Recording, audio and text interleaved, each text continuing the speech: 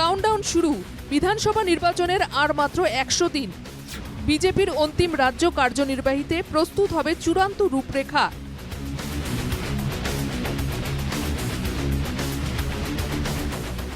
ভূমিপুত্র বনাম মিয়া voter slogan নিয়ে নির্বাচনী ময়দানে নামবে বিজেপি।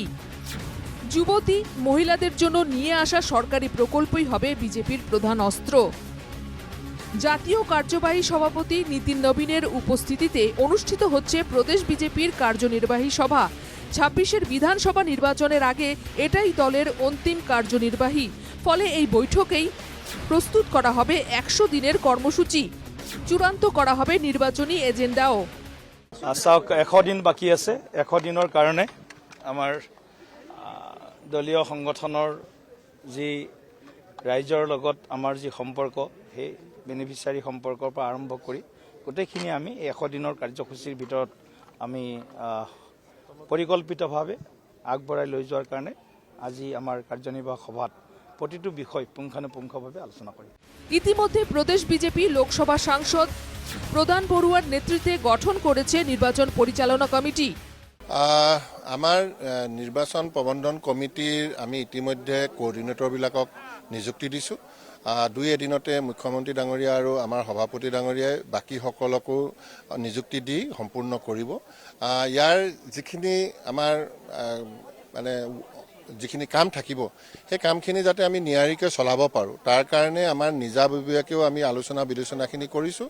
আৰু আমি সকলোৱে অনুভৱ কৰোঁ যে এতিয়া ডিজিটেল যুগ, গতিকে আমিও ডিজিটেল প্লেটফৰ্মলৈকে প্ৰতিটো বিষয় যাতে আমি লৈ যাব পাৰোঁ তাৰ কাৰণেও আমি কামখিনি আমি কৰি আছোঁ।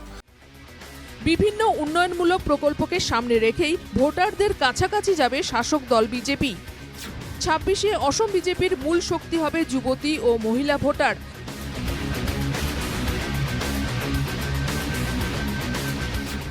মহিলাদের জন্য নিয়ে আসা বিভিন্ন প্রকল্পে ঢাল হিসেবে নিয়ে নামবে বিজেপি। পাশাপাশি কংগ্রেসকে ভূমিপুত্র বিরোধী হিসেবে প্রতিপন্ন করার চেষ্টাও করবে বিজেপি। আমাৰ ভাৰতীয় যিটো আমাৰ ৰাজনৈতিক ব্যৱস্থা, এই ব্যৱস্থাটোক ৰাজনৈতিক দলবিলাকৰ সংগঠন বা ক্ষমতা বা ইলেকশ্যনৰ ৰিজাল্ট গোটেইটো ডিপেণ্ড কৰে তৃণমূল পৰ্যায়ৰ আমাৰ লিডাৰসকলৰ ওপৰত, বুথৰ ওপৰত। তাৰ উপৰি আমাক এটা ফেচ লাগে। কংগ্ৰেছৰ বুথত আপুনি ঔষধত দিবলৈ বিচাৰি নাপায় খিলঞ্জীয়া মানুহৰ অঞ্চলত আজিৰ দিনত। আপুনি নিজে চাওক, এতিয়া মোক ক'লে ক'ব ইহঁতে উফাই ডাং মৰা কথা আছে, মই একেবাৰে কোৱা নাই। মইতো এজন সাধাৰণ বিধায়ক হিচাপে নিজৰ সমষ্টিটোত ঘূৰি থাকিলে নেদেখোঁ জানো। ঔষধত দিবলৈ কিছুমান গাঁৱত কংগ্ৰেছ আজিৰ দিনত নাই খিলঞ্জীয়া মানুহৰ, কিন্তু মিয়াৰ মাজত অত্যন্ত শক্তিশালী। মই এটাই ক'লোঁ, আপোনালোকে মনত ৰাখিব। আপুনি যদি কয় যে কোনসকল সৈনিক, ভাৰতীয় সৈনিক নাই কংগ্ৰেছৰ লগত, বাকীখিনি আপোনালোকে বুজি লওক। মই এইটোৱে কৈছোঁ যে কংগ্ৰেছ এবাৰ চাফা হৈ যাব।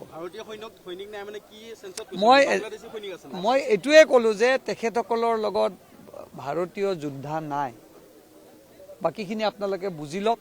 সমাগত নিৰ্বাচন, এই 4.5 বছৰত কংগ্ৰেছে কৰা কামখিনি ৰাইজে বুজি পাইছে। মাননীয় মুখ্যমন্ত্ৰী ডাঙৰীয়াই নিজৰ জাতি, নিজৰ মাটি আৰু অসমীয়া জাতিক বচাবলৈ যি 4.5 বছৰত কাম কৰিলে তাৰে প্ৰতিফলন 26-ত কংগ্ৰেছ মুক্ত এখন চৰকাৰ হ'বলৈ গৈ আছে।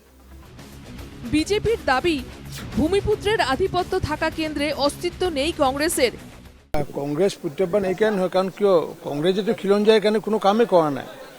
কংগ্ৰেছৰ দিনত লাখ লাখ বিঘা মাটিৰ সত্ৰৰ মাটি বেদখল হ'লগৈ, আৰু সেই সত্ৰৰ মাটি বেদখলৰ পৰা উচ্ছেদ কৰিলেও আমি বিজেপি চৰকাৰখনে কৰিলে। কংগ্ৰেছৰ দিনতে খিলঞ্জীয়াসকলৰ মাটি বা ট্ৰাইবেল বেল্টৰ মাটি বেদখল কৰিলে, আৰু সেইবোৰ উদ্ধাৰ কৰিলোঁ আমি। গতিকে কংগ্ৰেছে যিবোৰ কৰিলে তাৰ বিপৰীত কামবোৰ আমি কৰি আছোঁ।